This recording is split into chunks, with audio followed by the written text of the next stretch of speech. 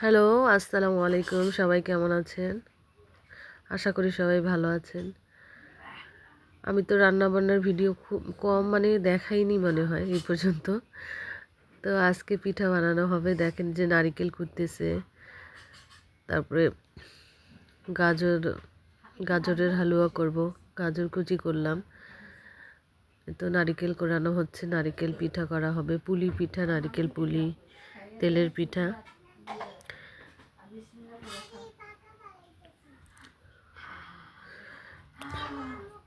নারিকেলগুলো গাজরগুলো এইভাবে আমরা আর কি এইভাবে করে নিচ্ছি, তাহলে হালুয়াটা করতে সুবিধা হবে। আপনারা কে কীভাবে নেন? আমরা এইভাবেই আর কি গ্রেট করে নিতেছি। গাজরগুলো এইভাবে গ্রেট করে নিলে তাড়াতাড়ি আর কি হালুয়াটা হয়ে যায়। যেভাবে একদম ঝুরি ঝুরি হচ্ছে, কি সুন্দর। তো আপনারা কে কোথা থেকে আমার ভিডিও দেখতেছেন জানাবেন, আর কোনো ভুল ত্রুটি হলে ক্ষমা করে দিবেন। আর ভালো লাগে না খারাপ লাগে, যেরকমই লাগুক, আমি বরাবরই বলি অবশ্যই আমাকে সাপোর্ট করবেন, দেন কমেন্ট করবেন। আমি সবার কমেন্টে রিপ্লাই দিব। তো আপু ভাইয়ারা, আপনারা কে কোথা থেকে আমার ভিডিও দেখতেছেন? টমেটো চাটনি করা হবে, তো এই জন্যে সামনে রোজা, বুটের হালুয়া করা হবে।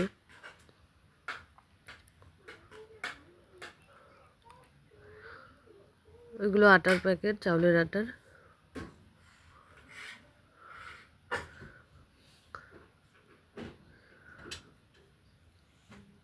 এখানে কাজু বাদাম আর ছোট যে সাদা এলাচটা, এগুলো গুঁড়া করছি। দেখেন গ্লাসের মধ্যেই গুঁড়া করছি শর্টকাটে, কাজু বাদাম আর এলাচ।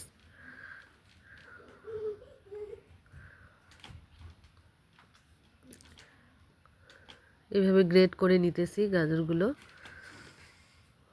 অনেক তাড়াতাড়ি হয়ে যায় এইভাবে।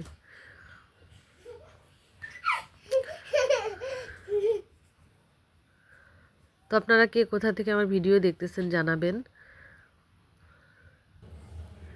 রুকাইয়া বুড়ি ও নাকি করবে, এই জন্য ওকে বসায় দিলাম।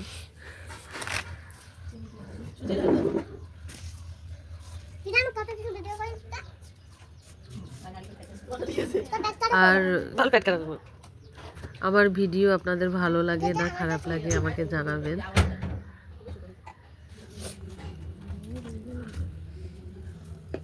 দেখেন কত ঝরঝরা হয়েছে গাজরগুলো, এভাবে গ্রেট করলে তাড়াতাড়ি হয়ে যায়।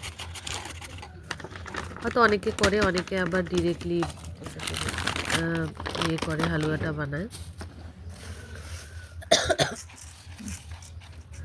সামনে রমজান মাস, তো আপনারা আসলে এখন চাইলে টমেটো ভালোভাবে, টমেটো যে চাটনি আমরা বলি, আপনারা কে কী বলেন জানি না। এই যে গাজরের হালুয়াটা প্রসেসিং চলতেছে, এখনও দুধ ঢালা হয়নি, এটা প্রসেসিং চলতেছে। গুড় দিয়ে এটা প্রসেসিং চলতেছে। তো আসলে সামনে রমজান মাস, তো যদি এখন বেশি করে টমেটো এটা চাটনি করে দিতে খাওয়া হয়, তাহলে অনেকদিন খাওয়া যায়। গাজরের হালুয়াটা ভালোভাবে নাড়াচাড়া দিতেছি।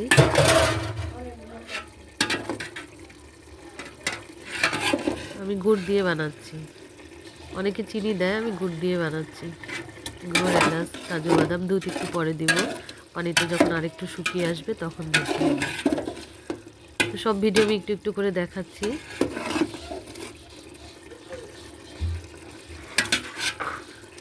দেখতে পাচ্ছেন।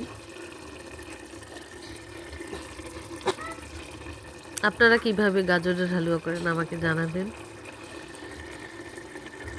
তো এখন চলে যাব আমরা পিঠার ইয়াতে। তো ফার্স্টে তেলের পিঠা বানানো হবে। এই তো আমরা একদম ডিরেক্টলি মাটির চুলায় বানাচ্ছি। আসলে মাটির চুলার রান্না এখন উঠেই গেছে বলা চলে। তো পিঠা পুলি এগুলো বেশিরভাগই বানানো হয়, বা মেহমান বেশি আসলে মাটির চুলায় দেখা যায় যে রান্না করা হয়।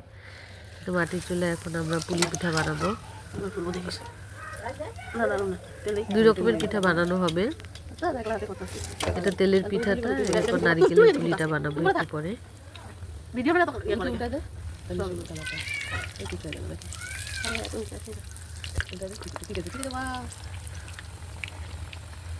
আমি সেরকম এক্সপার্ট না রান্না বান্নায়, তো ভুল ত্রুটি হলে ক্ষমা করে দিবেন।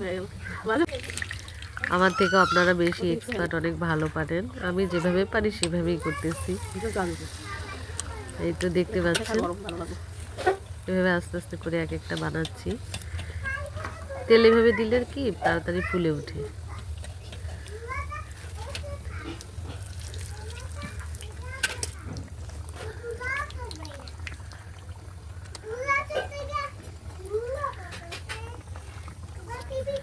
গুড় দেওয়া হয়েছে তো, গুড় দিলে বেশি আমার কাছে মজা লাগে।